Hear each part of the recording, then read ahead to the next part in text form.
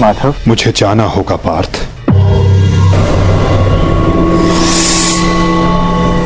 परंतु माधव। नहीं पार्थ, नियति मुझे पुकार रही है।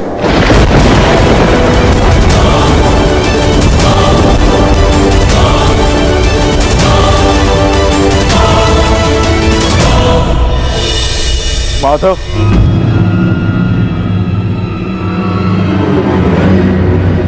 आपने बताया नहीं कि अचानक ऐसा क्या हुआ जो आप जा रहे हैं। प्रथम बार आपके मुख पर यह पीड़ा देख रहा हूं। यही तो जीवन है पार्थ। आनंद के साथ पीड़ा, अंधकार के साथ प्रकाश, उत्थान के साथ पतन और निर्माण के साथ विनाश कहीं ना कहीं जुड़ते ही हैं पार्थ। आज हस्तिनापुर में नया आरंभ हुआ है, परंतु मुझे जाना होगा पार्थ, ताकि मैं एक अंत को, एक विनाश को रोकने का प्रयास कर सकूं। तो फिर मुझे भी अपने साथ ले चलिए माधव। महाभारत में आपने मेरा मार्गदर्शन किया था और अब आपके मार्ग पर चलना मेरा अधिकार है।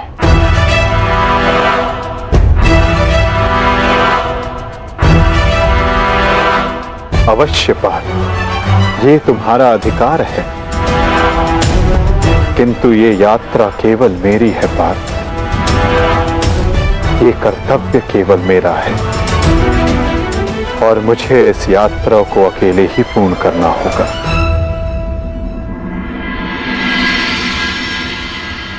अब मुझे जाना होगा पार्थ। ये क्या कह रहे हो अर्जुन? हाँ ज्येष्ठ, पहली बार मुझे माधव की कोई बात समझ में नहीं आई, परंतु इतना निश्चित है कि कुछ भयावह घटित होने का संकेत दिया उन्होंने मुझे। मैं आपकी आज्ञा लेने आया हूं ज्येष्ठ। मुझे द्वारका जाना होगा। यदि हम माधव के कुछ काम आ सकते हैं तो इससे अधिक सौभाग्य की बात हमारे लिए और क्या होगी। शीघ्र द्वारका पहुंचो।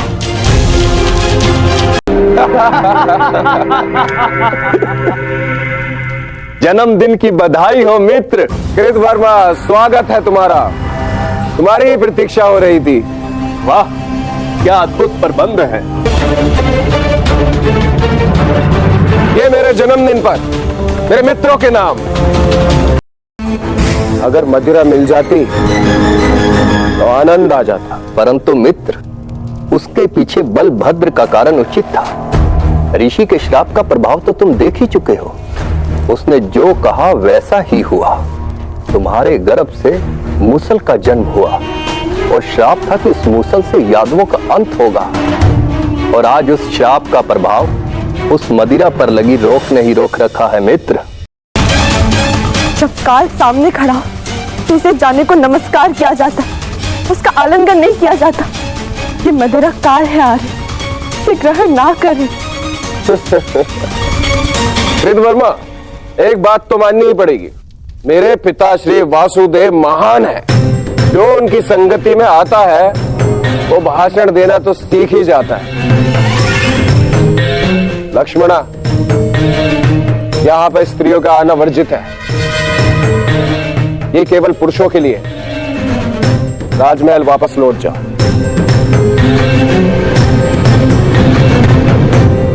इन पुरुषों में मेरे अर्धांग भी है आर्य,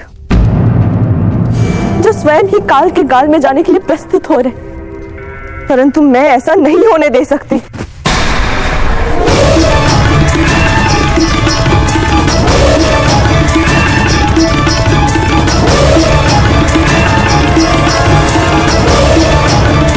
लक्ष्मणा, तुम हस्तिनापुर से हो और इस बात की साक्षी हो कि जब स्त्री पुरुष के मत के सामने क्रोध बनकर खड़ी हो जाती है तो उसके परिणाम अच्छे नहीं होते। जाओ यहां से, राजमहल वापस लौट जाओ।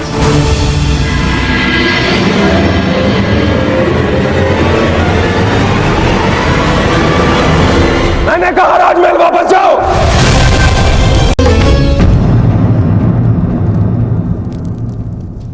लक्ष्मणा, तुम अपने अश्रु मुझसे नहीं छुपा सकती हो। क्या हुआ पुत्री? क्या साम ने तुमसे कुछ कहा? अभी वो कुछ कह देते तो मैं सह लेती ज्येष्ठ पिताजी। तो वो जो करने जा रहे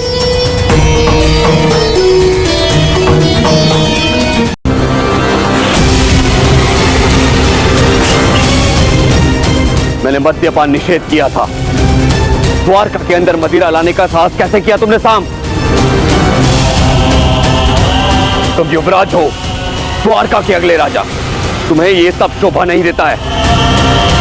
और तुम सब साम के मित्र हो ना, तुम्हारा कर्तव्य है यदि युवराज के पद अनुचित मार्ग पर जाए तो उन्हें अनुचित मार्ग पर जाने से रोके। क्या ताऊश्री, हर बात पे रोक टोक। क्या किया आपने अपने समस्त जीवन में? हाँ? दूध पिया और माखन खाया। ताऊश्री, अरे ताऊश्री, मदिरा तो चक्कर देखिए, जीवन का वास्तविक आनंद तो इसमें है। आप मदिरा पिएंगे तो आपको भान हो जाएगा कि अपने अनुज के दाव बनने के अतिरिक्त भी इस जीवन में और बहुत कुछ है। बड़े होकर जन्म लिया आपने, मदिरा पीजिए। अपने बड़े होने के पद का और उसकी शक्ति का भी भान हो जाएगा आपको। लीजिए। राम, दाऊ का अपमान करने का दुस्साहस मत करना।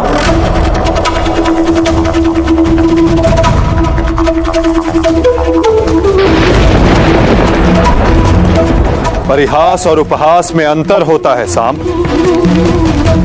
परिहास संग में उपस्थित सबको आनंद देता है और उपहास किसी एक को पीड़ा देता है।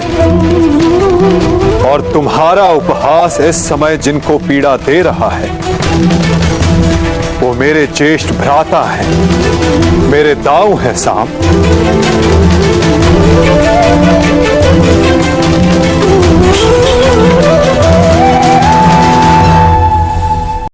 आप सब जाओ यहां से। कोई नहीं जाएगा।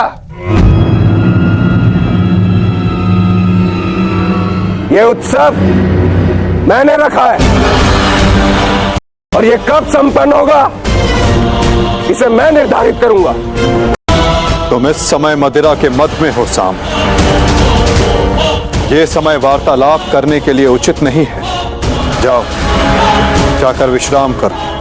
कहीं ऐसा ना हो कि संपन्न होने के स्थान पर इसका समापन हो जाए।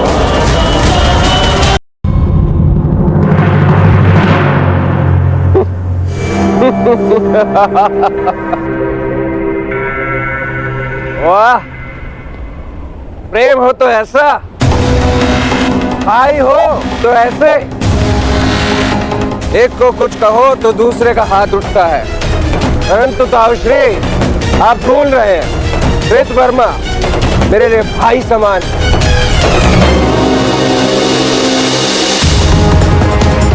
एक तो आप मेरे जन्मदिन पर बिना आमंत्रण के यहां पहुंचे और दूसरा मेरे मित्र पर आपने हाथ उठाया। इस दुस्साहस का दंड आपको अवश्य मिलेगा। सावधान साम।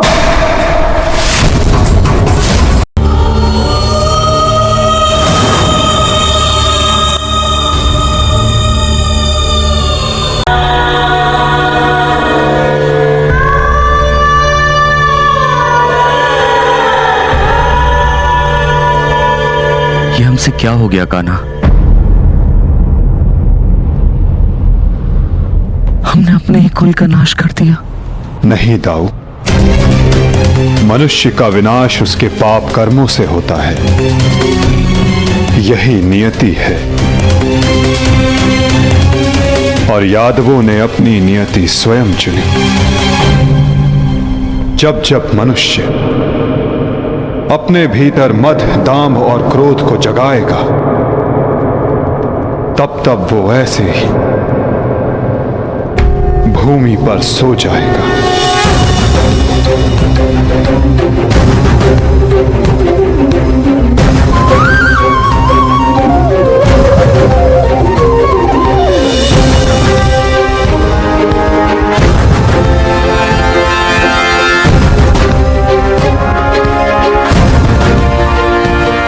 ये विनाश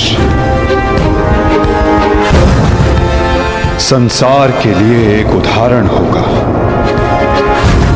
कि मद से उपजित क्रोध सदैव अपना और अपनों का सर्वनाश करता है।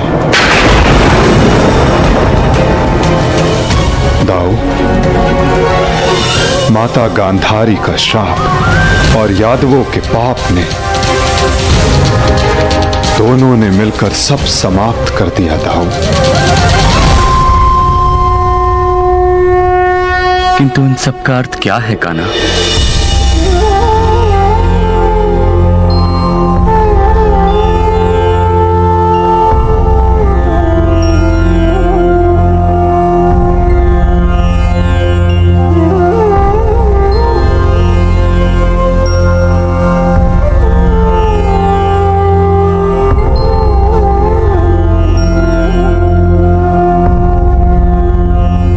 इसका अर्थ यह है दाऊ कि हमारा कार्य पूर्ण हुआ, कि हमारे जाने का समय हो गया है। हमारे जीवन का लक्ष्य अब पूर्ण हो गया है।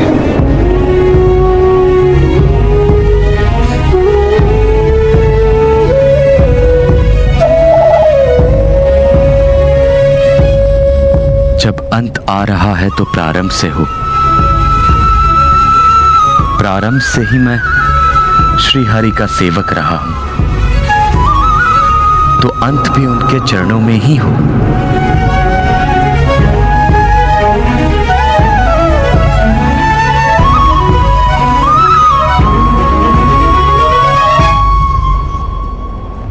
नमो भगवते वासुदेवाय।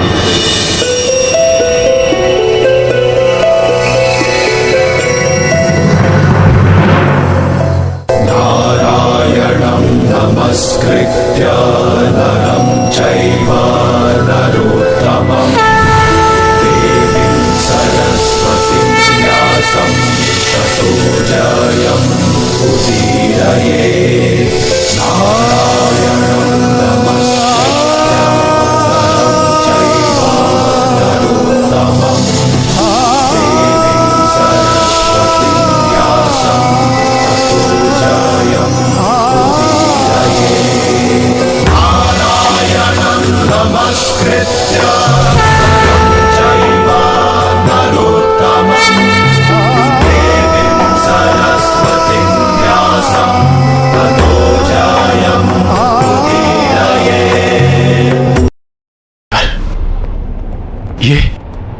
ये कैसा नरसंहार है? कहीं माधव इसी अंत की बात तो नहीं कर रहे थे? परंतु माधव है कहां? माधव कहां है आप?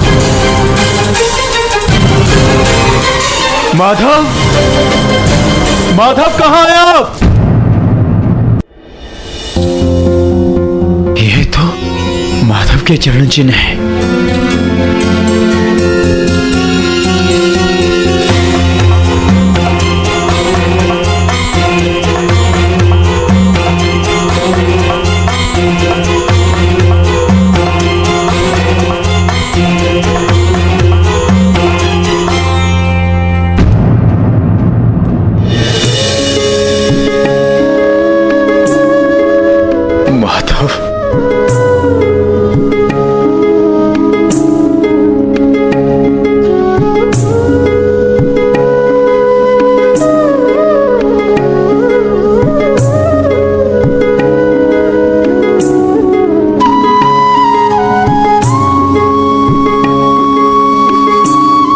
आओ पार्थ, तुम्हारी ही प्रतीक्षा थी।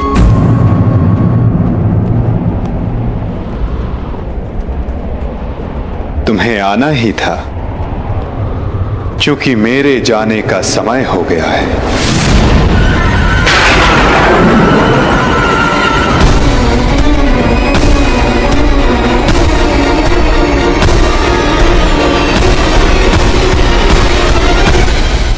ये सब क्या हो गया माधव? ये विनाश कैसा? हर प्राणी के जीवन का एक कारण होता है, एक लक्ष्य होता है पार्थ, और उस लक्ष्य के पूर्ण हो जाने के पश्चात उसका सृष्टि में रहना संतुलन बिगाड़ता है।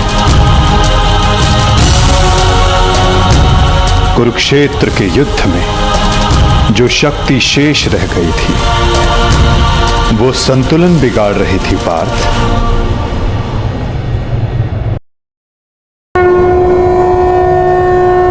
और यादवों के अंत के साथ उस पाप का भी अंत हुआ पार्थ। व्यर्थ चिंता है जीवन की, व्यर्थ है मृत्यु का भय। आत्मा को ना मार पाते शस्त्र अग्नि ना समय।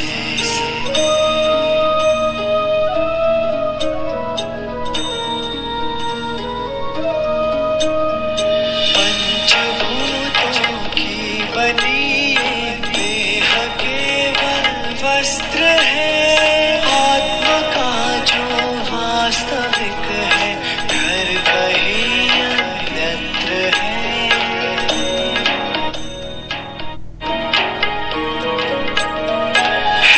परिवर्तन ही सत्य, झूठ सबका साथ है। कुछ न खोना कुछ न पाना, रिक्त रहते